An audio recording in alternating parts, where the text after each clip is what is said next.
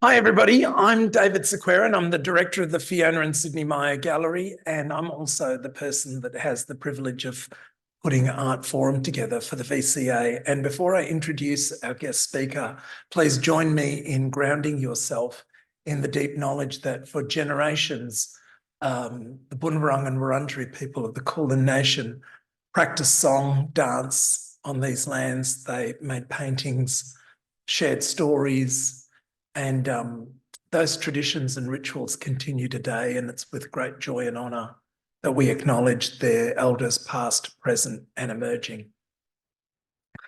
So our guest today is Tina Stefanou. Really, in some ways, needs no introduction. She's part of the VCA family.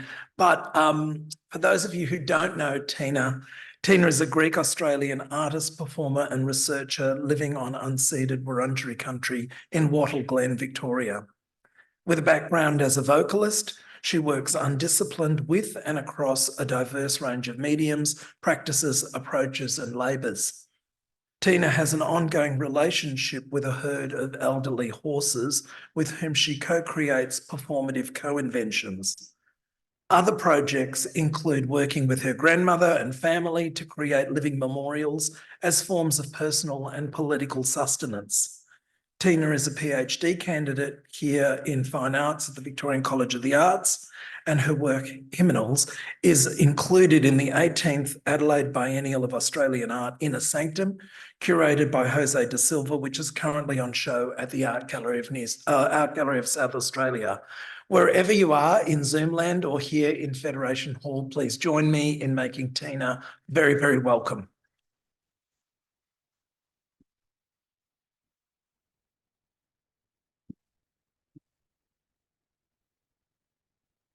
Wowee. Okay, here we go. I would like to thank David and the broader VCA community. It's a real privilege to be invited to share with you today. It was 20 years ago that I was graduating from high school in this very room, so it holds a very special place for me. And I would also like to pay my respects to elders, past, present and emerging, the Wurundjeri people of the Kulin Nation, and extend my acknowledgement to all First Nations people, especially in light of the ongoing horror and profound grief that is taking place in occupied Palestine.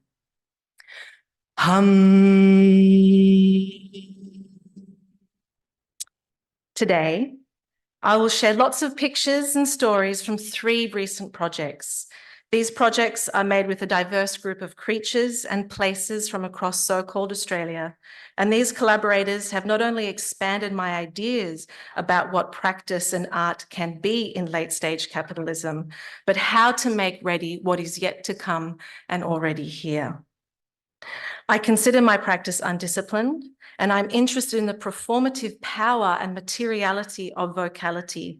And I explore this through experimental vocal actions, live filmic extensions, field work, and working class multi-species performance making.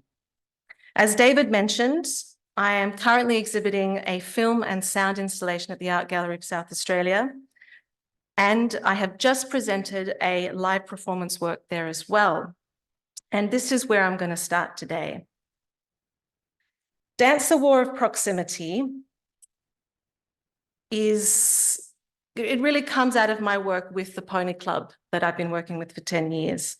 And for some time, I've wanted to make a large-scale work that is solely based on movement and voice, devoid of costumes or props or digital tech, emphasizing body-voice proximities across different sites. On Gurna country in Adelaide, we worked with locations such as the Art Gallery of South Australia, the Adelaide Zoo, the Botanic Gardens, and the Mount Lofty Summit, summoning a cross-institutional meshwork. Dance the War of Proximity attempts to embody a metaphorical nervous system and enact certain functions like fight or flight, freeze, and self and collective soothing. The performers integrate singing, speaking, vocalization, and movement, drawing inspiration from a shared archive, including themes from romance, crushes, life of plants, animals, music, and popular culture. The action serves as a self-organizing system, resembling a form of poetic automation that moves through these different sites of exhibition and surveillance, shedding light on various facets of a coming-of-age politic. Because what is more confronting than that of the teenage gaze, holding the adult bureaucratic model of past and future to account? Whether delving into themes of valuation, social class, photosynthesis, puberty, resource distribution, access, elderhood, and symbiosis, Dance the War of Proximity aims to forge strange solidarities within these sites, using the body voice as an instrument to explore more than human and more than bourgeois modes of making sensing, which are always commoning through collective labor formations and technologies of improvisation. You'll see here that the first site we worked with was Mount Lofty, which is about 20 minutes from the city, and you get this beautiful panoramic view of the city from afar. There's some of the performers enacting the Chora, a dance, a Greek dance. This is the Botanic Gardens, where a lot of the performers took solos.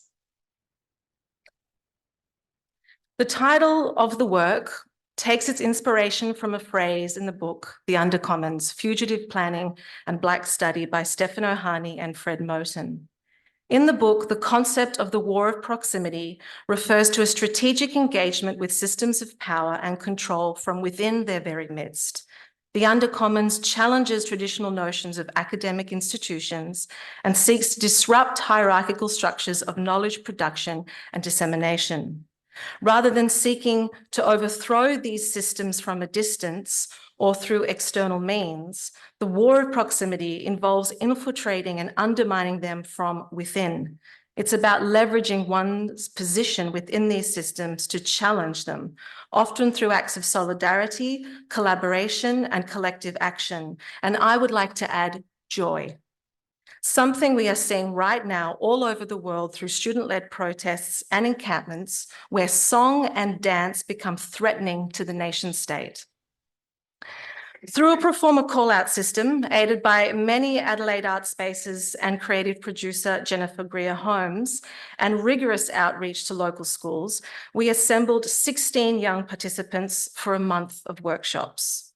With fellow dancers Alice Haywood and Lily Potger, we conducted improvisational exercises involving body voice. Participants were encouraged to bring diverse references to the group, fostering collaborative deconstruction and reconstruction of shared resources. Initially, I intended to be the sole provider of these source materials, grabbing references from historical political movements, from scientific discoveries, and from songs. I soon realized that I was imposing my adult gaze and interests influenced by my set of knowledges and attentions. Rather, the group organically gravitated towards personal references such as favorite songs, memories, encounters, bands, poems, and means of relating, employing various vocal triggers and physical actions to navigate both collective and individual expression. We also were drawn to shapes of animals, including speculative discussions and exercises between what a captive animal would say to a wild one. Over time, all of these became long sequences. The group was diverse in ability, class, and music dance training, some singing out loud in a performance setting for the first time, and most having not practiced experimental improvised voice movement. These explorations culminated in a type of atlas, a teenage nervous system primed for long-form performative action at the designated sites. To my surprise, some of the teenagers brought references from 1980s video clips. Something they described, the reason that they brought them was because they felt that contemporary music video clips were too depressing. I found that really interesting. And one of the songs that kept coming up was Girls Just Want to Have Fun by Cyndi Lauper.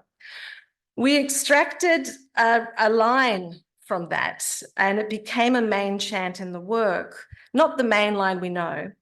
And over time, this extracted line became more and more harmonically and rhythmically complex as the performances went on.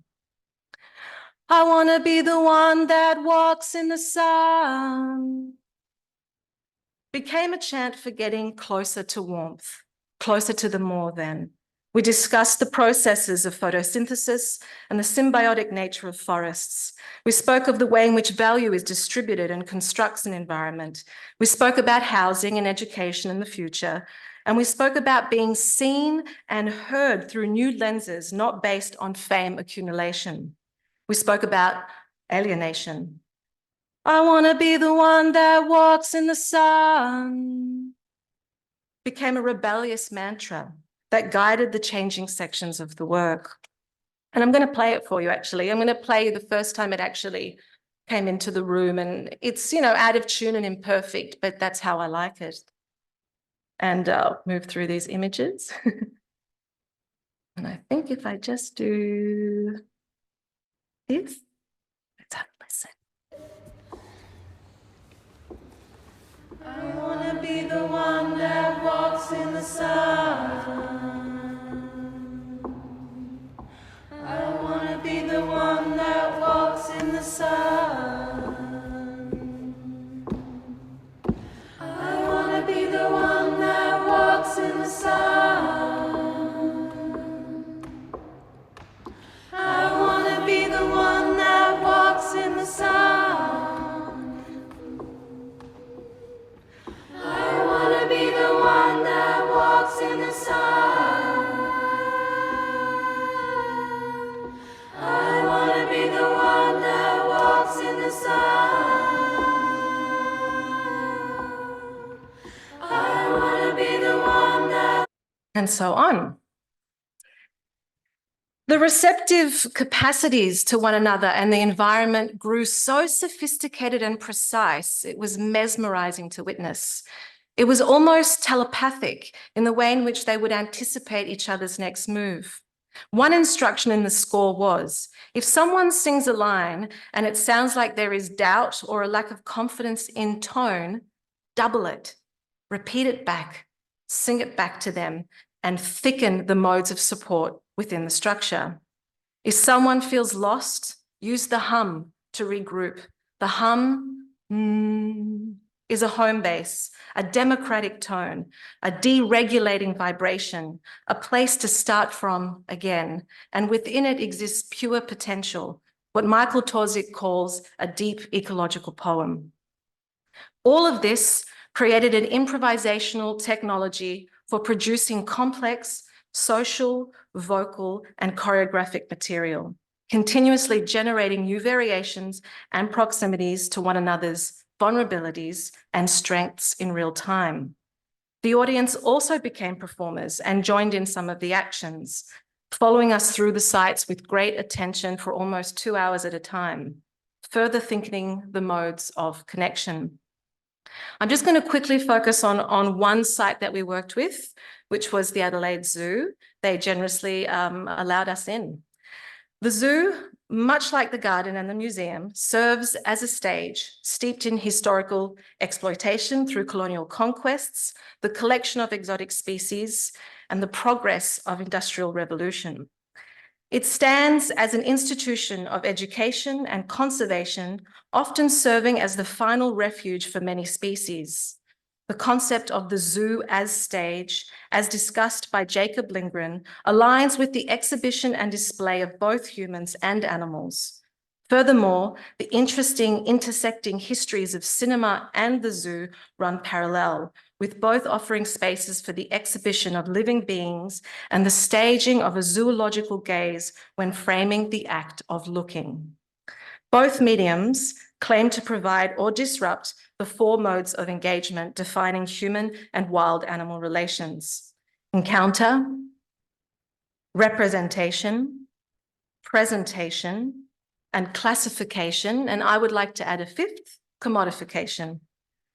These were all things that I was thinking with when placing the teens of late-stage capitalism and their audience into the frozen zoo, and how the camera itself is from and enters this space. I worked with two cinematographers, Will Normile and Andrew Kainida, who also became performing bodies in the work. Additionally, the connection to photographer Edward Malbridge, who famously captured galloping horses as subjects for his zoopraxic scope, an early device for displaying moving images, underscores the intrinsic link between animals and cinema. And I'm very lucky to have Tessa Laird as my supervisor, who's about to publish a book on this very topic. These connections are deep threads that I'm exploring across approaches in performance and its cinematic excesses. So the work was a 4-day endeavour, starting at noon at Mount Lofty, and then 1 p.m. at the Garden, and then 2 p.m. at the zoo the next day, and then 3 p.m. at the gallery. Finally, we end up there. The work ended in a very cathartic way, where the teens surrounded Belinda de Bruckner's We Are All Flesh, a taxidermy sculpture made of 2 headless horses intertwined, a very controversial item in the gallery collection, where on most days a complaint is made. This sculpture sits in a room called Being Human. And on that day, the performers navigated proximities to the collectible objects with very nervous gallery watchers and their bodies, a very risky encounter that the teens executed with great sensitivity and care.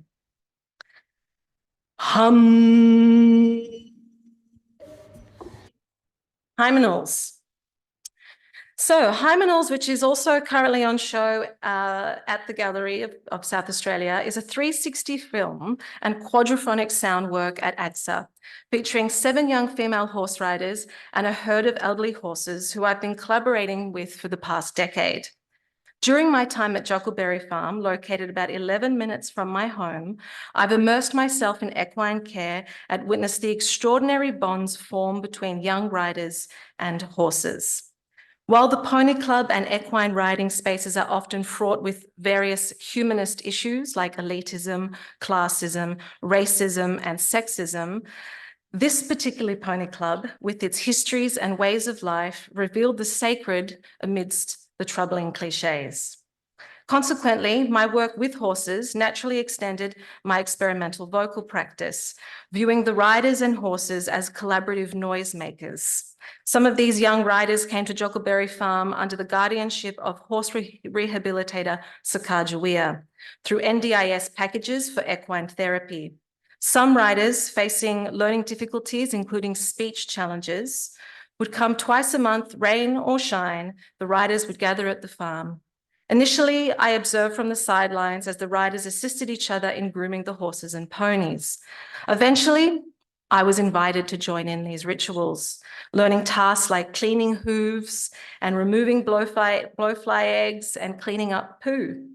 At one time, Sakaja asked if I would like to sing for the riders while they rode, which gradually evolved into group singing sessions. I developed simple vocal, improvisational, and breathing exercises with the riders to enhance their communication with the horses and each other, recognizing that horses gauge their surroundings with their riders through tone of voice, body language, and other sensorium.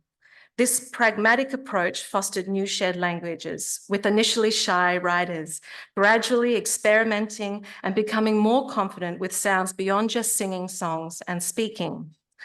These newfound skills were then applied to the artwork Hymenals, where the sonic element is composed primarily of their voices. There are hums, clicks, melodies, and text read from old equine care books in which we omitted the vowels, which produced a very strange effect and revealed a type of music not premised on the legibility of the English language. Making this work produced a method that I term relation research creation, drawing upon Natalie Lovelace's concept of research creation. I foreground relation as the primary ontological unit. I utilize singing and vocality as vehicles for initiating motion within relation, leading to research creation. And this usually requires a large and long amount of time spent with others. I met one of these riders when she was 13 at Pony Club, and by the time I did the work, she was 21. So here's some pictures of us doing vocal workshops and recording the soundtrack. And here's like the smallest video of us singing while riding. The sound's not great. The video is just on my iPhone. If I can just get that cursor.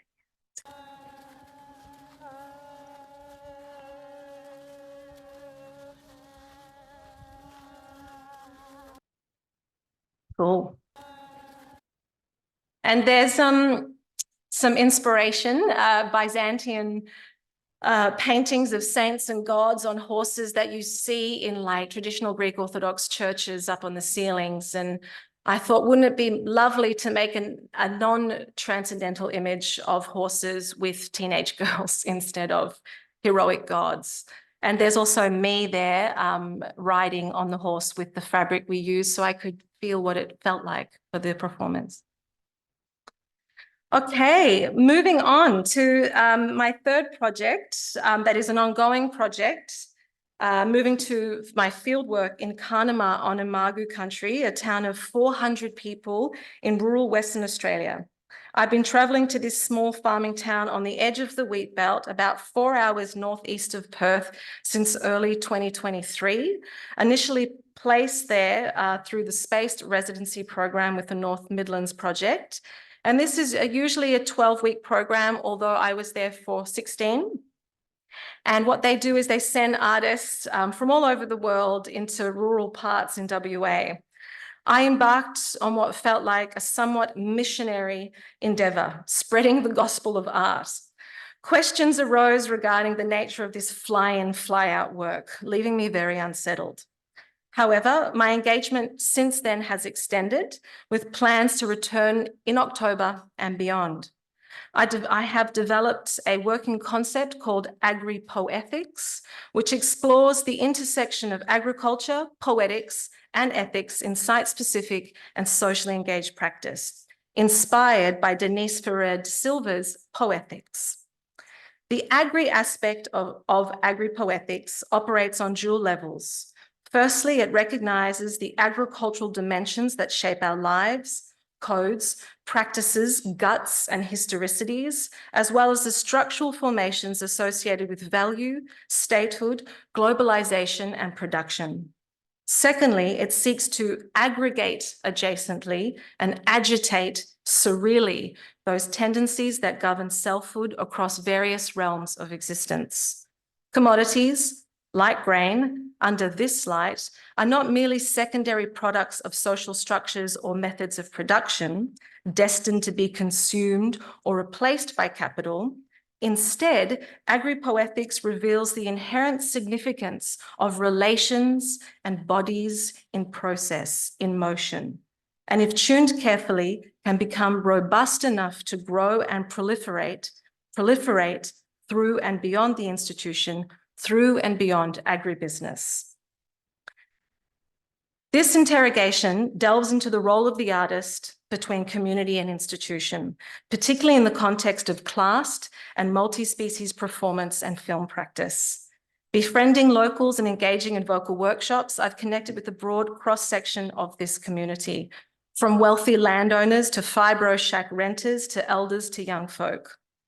Drawing inspiration from Roland Barthes' concept of the grain of the voice, this refers to a unique texture, timbre, and individuality of a person's voice beyond the mere words they speak or beyond a genre. I began to apply this to larger forces, moving outside of the individual human to the multi-classed and multi-species collective. What is the grain in this place, in its vocality, in its granularity, in grain, turning the metaphor into a metaphor? Looking across the vast hectares of cleared land, I delved into the metaphorical and material movement of grain from this place and its resonance across various commons.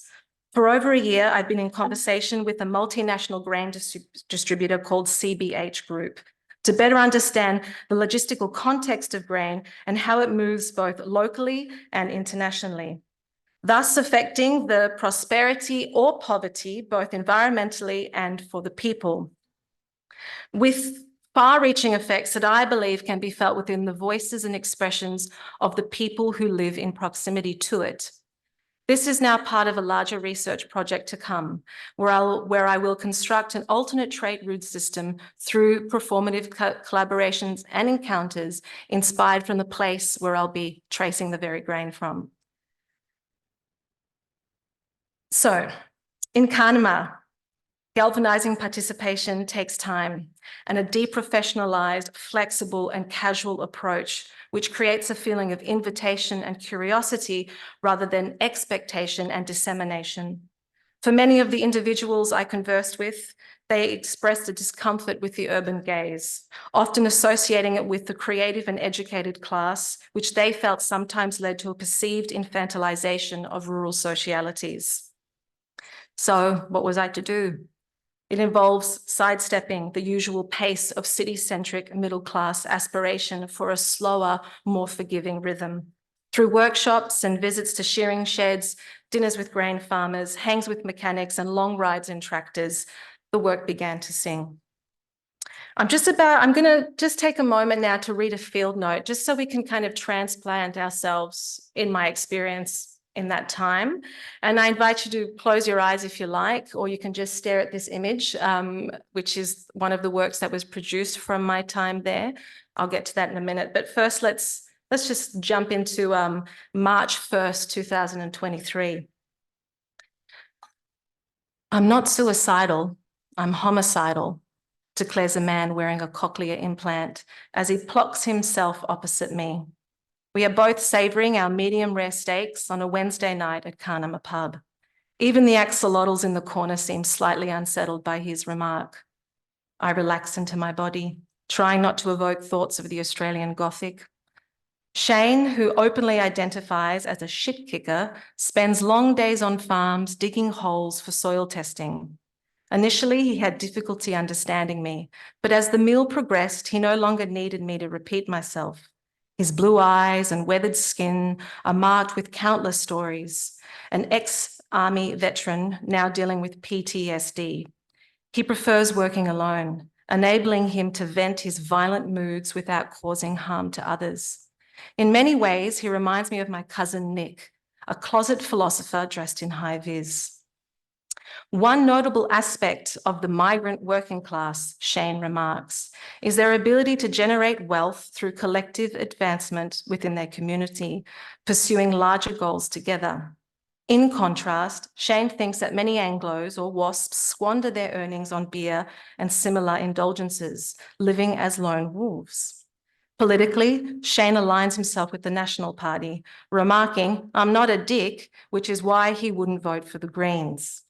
As our discussion evolved, the divide at the table widened, and I maintained an open and playful stance, hoping our differing politics wouldn't create a rift between us. Animatedly waving his knife in the air, Shane proclaimed that if everyone on the planet flushed their toilets simultaneously, we would end up with no water. I declared that I didn't have a flushing toilet at home, sparking a moment of connection between us. Shane expressed his belief in coal and his skepticism toward green energy, acknowledging the flaws of capitalism and the impending environmental collapse. He noted that he has to dig much deeper in the soil to find healthy ground for the farmers, something he has noticed changing over the past 10 years.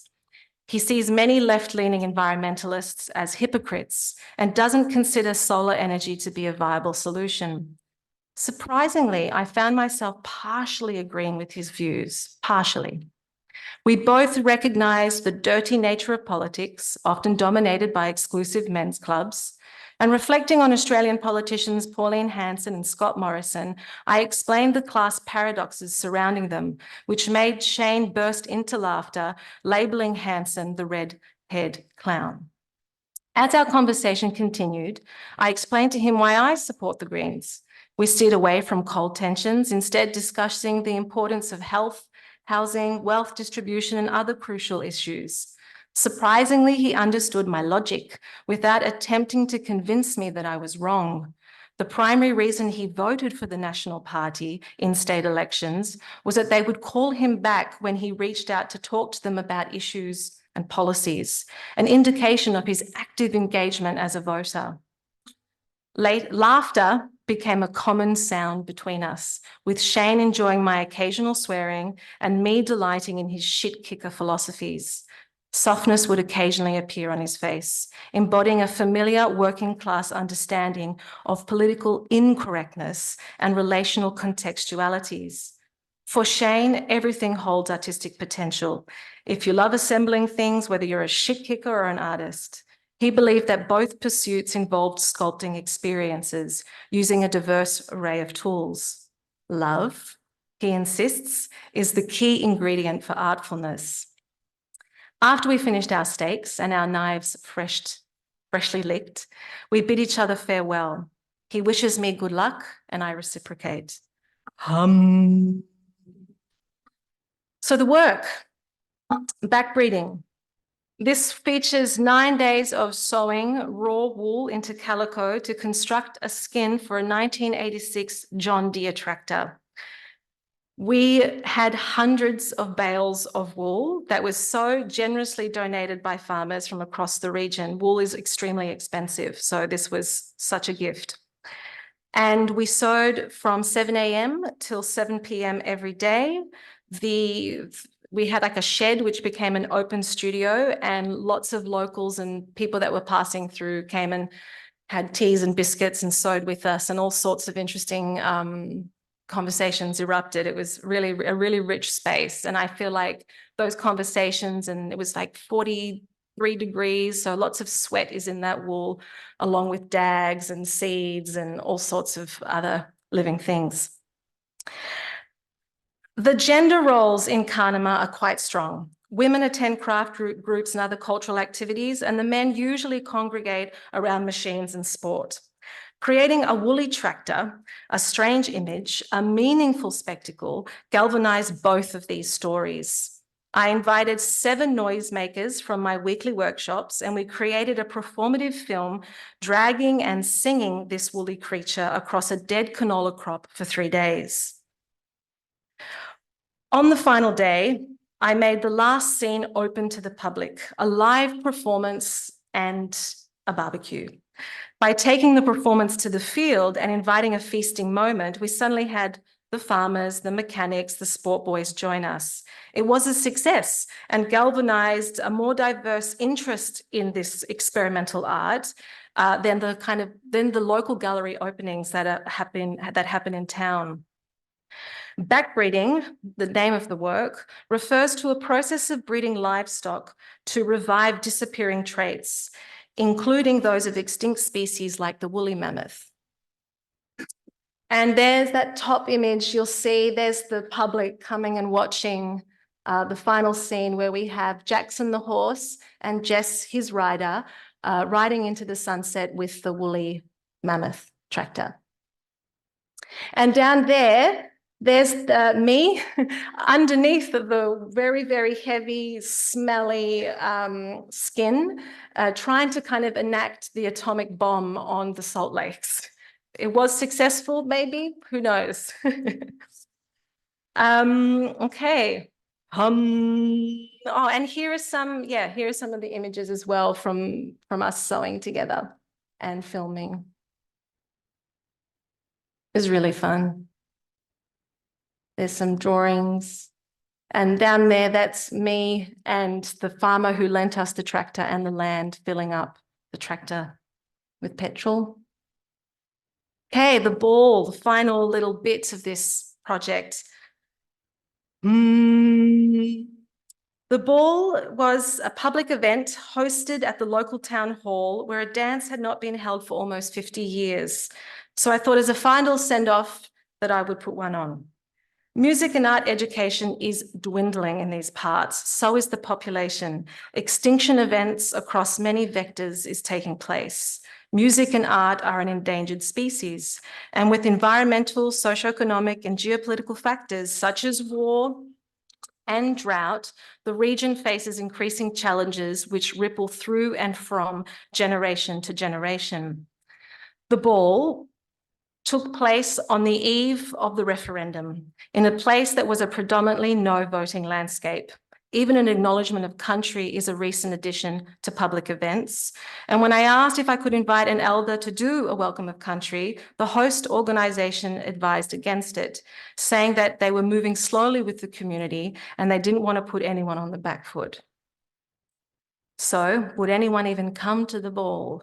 I reached out far and wide to create a feeling of hospitality.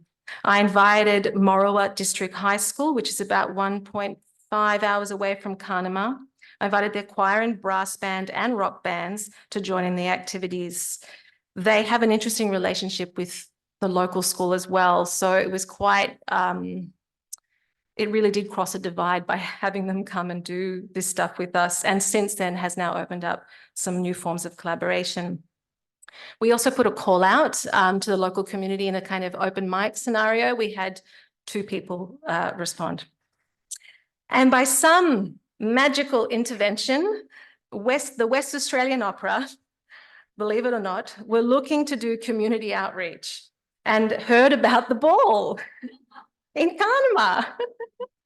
So they also joined the night's events by singing some of opera's favourite and most recognisable songs. This was quite special for the locals, as some had never heard live opera and that type of vocality before, usually relegated to the bourgeois spaces of the concert hall. Instead, the opera blurred itself in amongst all the other rural musical socialities that were taking place and was just part of rather than a standalone, transforming its context and therefore its effect. The choir, which you'll see in these 2 images, began the evening in a kind of procession down the main street of Kanama, led by Jackson the horse and rider Jess, who were in back breeding. The choir sung "I Am Australian," both in Widi language and English. Following them was the Wurundjeri and Kanama football team dressed in their bright blue shorts and socks, doing their football actions in repeat. I requested that they walk with the choir and loop their jumping and skipping exercises as to mirror a type of dance. They were more than happy to oblige. Behind them, behind the footballers or with the footballers, we also had the musicians and opera singers from West Australian Opera. So a very strange mishmash of things were happening, and this all began the ball.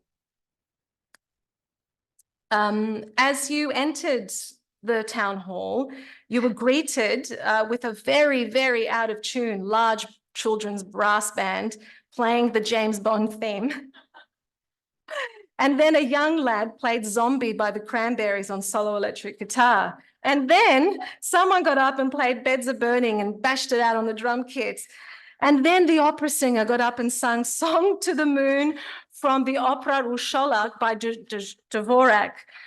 So, and then we danced to Irish and Scottish folk dancing. So it was really like it was a pretty amazing sonic experience. And these songs and their translations and their associations guided the editing process of the final documentation of the film. As you can see, there's a word from one of the operas there. So the words and the lyrics started to have another significance, took on another form, a living form with the site itself. And there's some images there. So yeah, lots of different communities came from near and far, dressed in their homemade gowns and their Sunday best. I was really moved and surprised by how many people actually rocked up. And when standing up on that local stage hall in my ball gown, doing an acknowledgement of country, I felt overwhelmed. And in light of the next day, and confused by the many settler complexities in front of me, for I had made friends and now collaborated with people from completely different ideological and political positions. But here we were, listening and dancing to local poets talk about their childhood in the rural sunken lands of the wheat belt and how it was changing. Some had never spoken publicly or shared a creative gesture. And I spent weeks with the local writing group, who you'll see over here. They're collecting stories and writing them from the region, and they're about to make a book, and they had never got up, none of them, to share their words. And it was like a process of supporting them to have the courage to do that, because it takes courage to stand up and speak your truth. And it was so beautiful to witness them flower on stage. It was, they actually didn't want to get off stage, which was really amazing. Where am I? Yeah, so some had never spoken publicly or shared a creative gesture out loud. The event was actually making itself, and I became a diminishing point among others, a type of facilitation that is not really interested in facilitation per se, but rather in the way in which these gestures can gather differently and ongoingly through and beyond the artwork, what it opens up rather than what it aesthetically outcomes. I view these actions with non-traditional artistic settings, what I call more than art environments, as integral to what has become a socially endangered practice. Endangered because we live in an era marked by soaring living costs, as we all know in this room, neoliberal cultural policies, and the emphasis on individualism and careerism for survival, with limited time and space to connect and with diminishing attention spans. Genuine engagement can often diminish in the face of all this.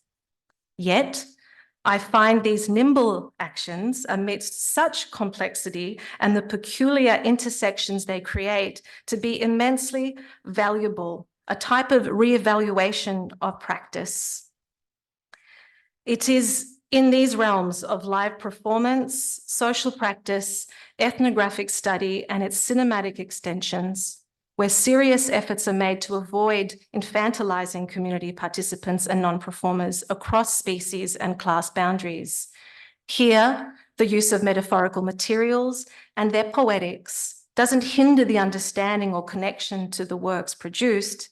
Instead, the practice aims for these encounters to foster a necessary strangeness, vital for cultivating openness and new vocalities that forge new proximities. Maybe that we can hum together as a final, breathing in.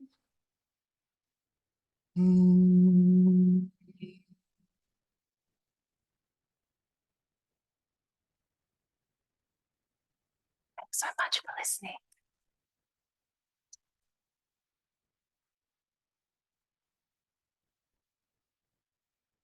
Was I over time? You went right on time. Right on time. Hold on, wait. Here we are. We've got some time for questions. Oh, before I do that, Yeah. firstly, thank you. Just thank you for taking us through that journey, and just congratulations on these beautifully complex and engaging projects. And it's inspiring being with you. So thank you. Thank you so much. Thank you. We've got time for questions. So if anyone's got a question, please let us know. You can also come and talk to me in private if public speaking's not your thing. Yes.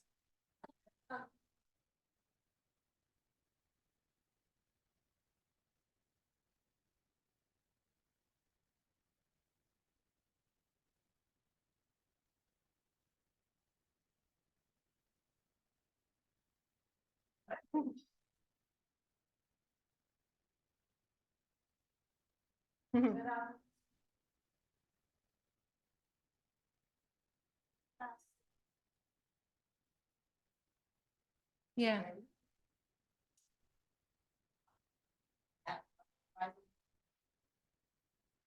And going back to the point about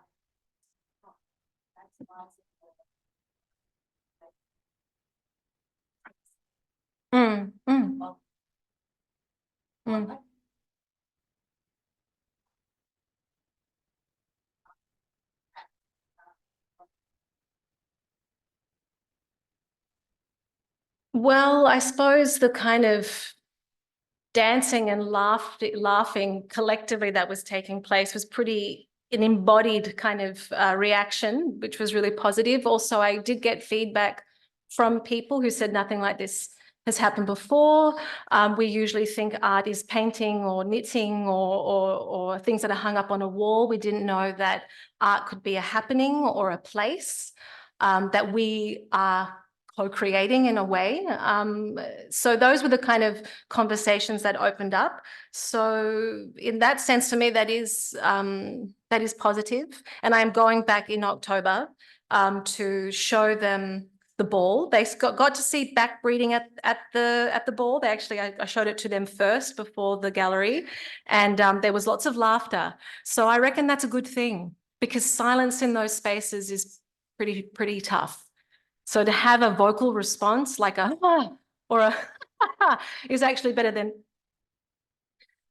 So in that way, I take it as positive. I mean, I had lots of tears and cuddles from people that I'd been working with for almost 6 months. So, and it was every day. It's a small community, 400 people. And I did get to have some really wild adventures with lots of them. Yeah, like we did road trips to see Gina Reinhardt's discarded dinosaurs. We had lots of time together. And so in that way, there was lots of personal connection being made.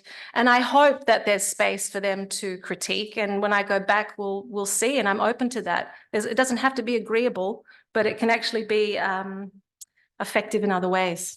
Yeah. Anyone else? Yes.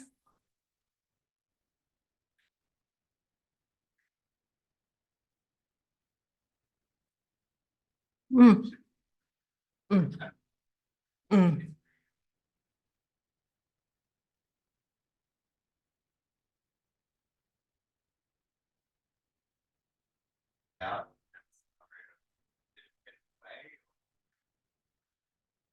Great question. Thanks for asking that.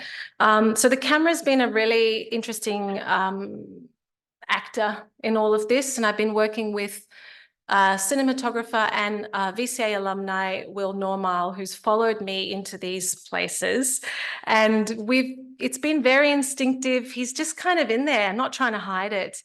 And in a way, the camera also invites a curiosity from the people who know they're being filmed and have given permission to be filmed, where they actually come and talk to Will. And at the end of the ball, you'll actually hear a dialogue between one of the community members and Will discussing the opera that they're witnessing in real time. So it's not something that I try to hide, and I do see it as another kind of performing technology that I am constantly wrestling with.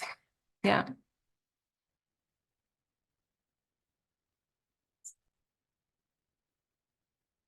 Well, Tina's generously made herself available for a few minutes after the talk. Tina, just thank you so much. Thanks for, just bringing the sun in here. It's really, it's beautiful to have these projects. It's a privilege. So generously.